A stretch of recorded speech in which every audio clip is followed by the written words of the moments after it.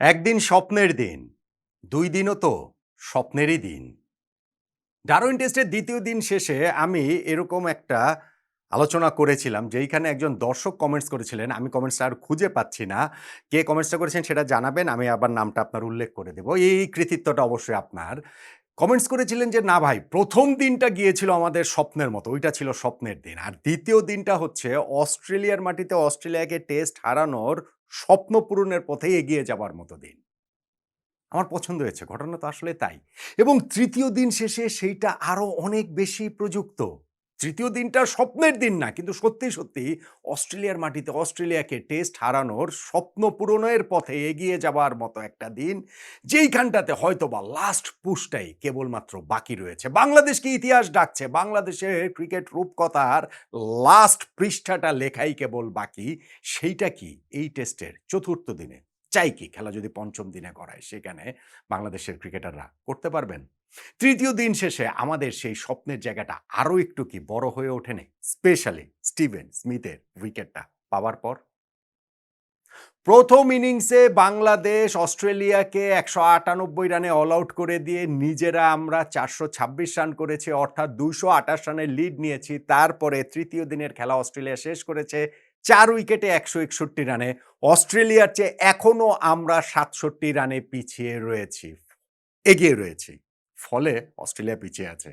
ফলে এই জায়গাটাতে যদি বাংলাদেশ ৩য় দিন শেষেও ম্যাচে খুবই স্ট্রং পজিশনে আমরা আছি, অস্ট্রেলিয়াকে টেস্ট হারানো বাংলাদেশের পক্ষে সম্ভব। অবশ্যই সম্ভব, এবং সেইটা এই ৩য় দিনে গিয়ে কিভাবে আরো একটু সম্ভাবনা আমরা বাড়িয়ে তুললাম, আরো এই অলৌকিকতার বাস্তবের মাটিতে নিয়ে আসার কাছাকাছি চলে আসলাম। কোনটা মোমেন্ট অফ দ্য ডে, ওইটা নিয়ে তো একটু আলোচনা এই ফার্স্ট ভিডিওটাতে করছি আজকের দিনের।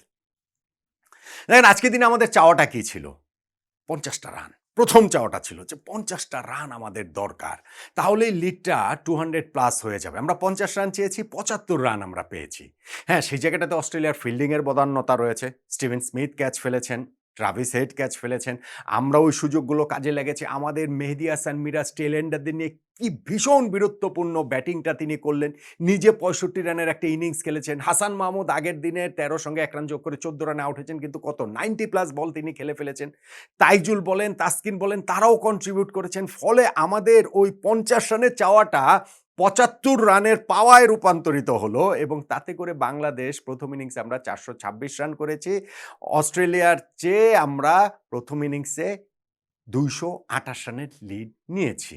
যেইটা আমাদের প্রত্যাশাকেও আসলে ছাড়িয়ে গিয়েছে। এবং সেই রানটা আমরা করেছি কাদের বিপক্ষে? অস্ট্রেলিয়ার কোন বোলিং লাইনআপের বিপক্ষে? যেই বোলিং লাইনআপে রয়েছেন তাদের সেই বিখ্যাত pace trio Mitchell Starc, Pat Cummins এবং জশ হ্যাজেলউড, সঙ্গে নাথান লায়নের মতো একজন স্পিনার, যেই ৪ জন টেস্ট ক্রিকেটে ১৬০০ প্লাস উইকেট তাদের রয়েছে। নাথান লায়নের ৫৫০ উইকেটের বেশি রয়েছে, মিচেল স্টার্কের প্রায় ৪৫০ উইকেট, প্যাট কামিন্সের ৩০০ প্লাস, এবং জশ হ্যাজেলউডেরও আজকে ৩০০ উইকেট হয়ে গেল। আজকে ৪ টা উইকেটই তিনি নিয়েছেন। মিরাজের উইকেটটা নিয়ে ইনফ্যাক্ট আরো ওই ৩০০ উইকেটের ক্লাবে ঢুকে গেলেন তিনি। টেস্ট ক্রিকেট ইতিহাসে কখনোই কোনো বোলিং লাইনআপে একই টেস্টে একই সঙ্গে এরকম ছিলেন না যে ৪ জন বোলারের ৩০০ প্লাস টেস্ট উইকেট, এবং সেই বোলিং লাইনআপের বিপক্ষে খেলে বাংলাদেশ আমরা ৪২৬ রান করেছি। ২২৮ রানের ফার্স্ট ইনিংস লিড নিয়েছি। বাংলাদেশের ব্যাটসম্যানদের আসলে অবশ্যই, অবশ্যই এই জায়গাটাতে টুপি খোলা অভিনন্দন জানাতেই হয়। এখন ফার্স্ট পার্টটা ডের আমরা করেছি, এবং সেই জায়গাটাতে মিরাজ এবং অন্যান্য টেইল এন্ডাররা কাজ করেছেন। আমরা ফার্স্ট সেশনটা কাটিয়ে দিতে পেরেছি। এই টেস্ট মানে সময় কাটানোটাও গুরুত্বপূর্ণ। কারণ আমি ধরুন কালকেই বলছিলাম যে ৩য় দিনে ব্যাটিং এর জন্য উইকেট প্রবাবলি সবচেয়ে ভালো থাকবে। সো সেই জায়গাটাতে সময় কাটানোটাও আসলে গুরুত্বপূর্ণ ছিল, এবং সেই জায়গাটাতে যখন আমরা সেকেন্ড সেশনের শুরুতে অল আউট হয়ে যাই, অস্ট্রেলিয়াকে ব্যাটিং এ নামালাম, তখনও আমাদের জন্য সেই ব্রেক থ্রু ডিসিপ্লিন বোলিং সেটা প্রয়োজন ছিল। আর সেইটা আমরা কি দুর্দান্তভাবেই না করেছি। শুরুটা করেছেন হাসান মাহমুদ, ১ম ইনিংসে যেখানে শেষ করেছিলেন, কিংবা তার ব্যাটিংয়েও তিনি যা করেছেন সেইটাই তিনি কন্টিনিউ করছেন, এবং এইখানটাতে অস্ট্রেলিয়ার ২ ওপেনার জ্যাক ওয়েদারেল্ড ও ট্রাভিস হেড দুইজনকেই তিনি আউট করেছেন। দুইজনই প্লেড অন হয়েছেন। দুইজনেরই ব্যাটের কানায় লেগে স্ট্যাম্পে বল তারা টেনে এনে আউট হয়েছেন। এই ২ ওপেনারকে প্রথম ইনিংসেও হাসান মাহমুদ আউট করেছেন। বাংলাদেশের কোনো বোলার এক টেস্টের ২ ইনিংসেই প্রতিপক্ষের ২ ওপেনারকে আউট করেছেন এমন ঘটনা দ্বিতীয়বার ঘটল। জিম্বাবুয়ের বিপক্ষে পেসার রবিউল ইসলাম শিবলু এটা ঘটিয়েছিলেন ২০১৩ তে এবং তারপরে হাসান মাহমুদের এই কীর্তি। শুরুতেই আমরা অস্ট্রেলিয়ার ২ ওপেনারকে যখন আউট করে দিলাম বাংলাদেশ আপার হ্যান্ডে, মার্নাস লাবুশেন তখন ফর্মে ফিরে আসার একটা ইঙ্গিত দেওয়ার ইনিংস খেলছিলেন, যেইখানটাতে তাকে বেশ কমফোর্টেবল লাগছিল এবং ওই জায়গাটাতে দুর্দান্ত একটা ডেলিভারিতে টিজে তাইজুল ইসলাম তাকে বোল্ড করে দিলেন। স্লোয়ার বল করতে মানে তার ওই বল করতে হঠাৎ একটা কুইকার যে তিনি করলেন লেগ স্ট্যাম্পের উপরে, সেইটাতেই বিভ্রান্ত হয়ে গিয়েছেন মার্নাস লাবুশেন। তিনি হচ্ছে গিয়ে লেগ সাইডে খেলতে চেয়েছেন, বল ব্যাটে পাননি, বোল্ড হয়ে গিয়েছেন তিনি। তারপরও বাংলাদেশের গলার কাটা হয়েছিলেন স্টিভেন স্মিথ। স্টিভেন স্মিথ যে গলার কাটা সেইটা সব দলের জন্যই প্রযোজ্য, সকল প্রতিপক্ষের জন্যই প্রযোজ্য। আর বাংলাদেশ এইখানে প্রথম ইনিংসেও যে অস্ট্রেলিয়া ১৯৮ করেছিল সেইখানেও স্মিথের ৭১ রান ছিল, সেইখানটা তো আমরা তার যে ক্যাচ ফেলেছিলাম শুরুতে সেইটার একটা দায় ছিল এবং এই দিনও স্মিথের হচ্ছে গিয়ে নাটকীয়তার কম হয় নাই। একবার তো হচ্ছে গিয়ে ওই যে শুরুতেই তিনি তার বিপক্ষে বাংলাদেশ ইবাদতের বলে কট বিহাইন্ডার অ্যাপিল করেছে, আম্পায়ার কুমার ধর্মসেনা আঙ্গুল তোলার আগেই তিনি হচ্ছে গিয়ে ডিআরএস নিয়ে নিয়েছেন, রিভিউ নিয়ে নিয়েছেন এবং ওইবার তিনি বেঁচে গিয়েছেন যথার্থই। যাই হোক, এই স্টিভেন স্মিথ হচ্ছে গিয়ে বাংলাদেশের গলার কাটা হয়েছিলেন। তিনি মার্নাস লাবুশেনের সঙ্গে পার্টনারশিপটা করলেন, এরপরে ক্যামেরুন গ্রিনের সঙ্গে পার্টনারশিপ, আর সেই গলার কাটাটা সরিয়ে দিলেন মেহেদী হাসান মিরাজ। আজকের দিনের হিরো মিরাজ, মানে ওই দিনের শুরুতে সকালে ওই ফার্স্ট সেশন কাটিয়ে দেয়া, এই এত ৭৫টা রান যোগ করা, নিজে 50 করা, তারপরে বোলিংয়ে এসে এই যে স্টিভেন স্মিথের মহামূল্যবান উইকেটটা, যেই উইকেটটা বাংলাদেশকে ম্যাচে প্রবলভাবে এখনো আধিপত্যটা ধরে রেখেছে। মিরাজের একটু পেছন থেকে করা বলটা অফ স্ট্যাম্পের বাইরে, যেটা একটু লেগ সাইডে খেলতে চেয়েছিলেন স্টিভেন স্মিথ, কিন্তু সেইটাকে ব্যাটে ঠিকমতো পাননি। মিরাজের ডান দিক দিয়ে বল চলে যাচ্ছিল এবং মিরাজ এইটা মিস করেন কিভাবে, বাংলাদেশ এই সুযোগ মিস করে কিভাবে, গোলকিপারের মতো ঝাঁপিয়ে পড়ে তিনি বলটাকে আসলে ফুটবলের গোলকিপারের মতো বলটাকে তিনি তালুবন্দি করলেন। স্টিভেন স্মিথ কটেন বোল্ড হয়ে আউট হয়ে গেলেন ৪৪ রান করে এবং তার হতাশাটা আসলে তখন বোঝাই যাচ্ছিল। ৪৯ রানের পার্টনারশিপটা সেই জায়গাটাতে ব্রেক হয়েছিল।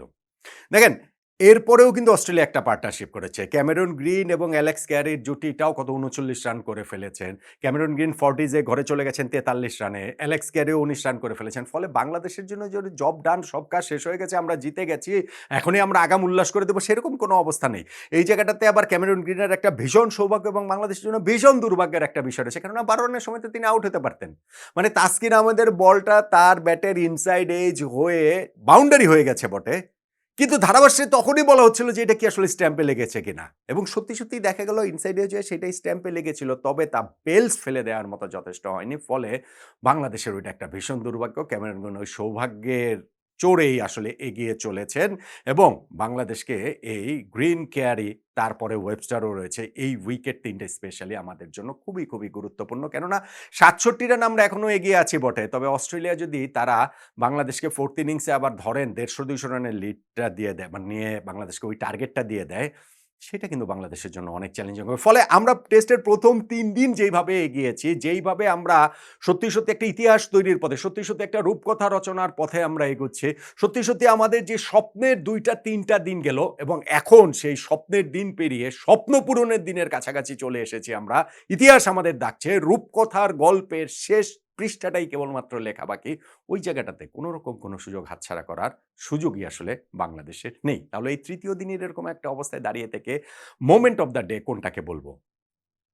দেখুন, আমি কোনোভাবেই চাই না ক্যামেরন গ্রিনের, আমরা কেউই চাই না ক্যামেরন গ্রিনের ওই যে তার বেঁচে যাওয়াটা, সেইটা না পুরা এই টেস্টেরই টার্নিং পয়েন্ট হয়ে যায়। গ্রিন যদি ওরকম একটা ইনিংস খেলেন, বাংলাদেশ যদি ওরকম কোণঠাসা হয়ে যায়, ওইটা আমরা কোনোভাবেই চাই না এবং আজকের দিনের কনটেক্সটেও আসলে সেইটাকে আমি মোমেন্ট অফ দ্য ডেতে রাখছি না।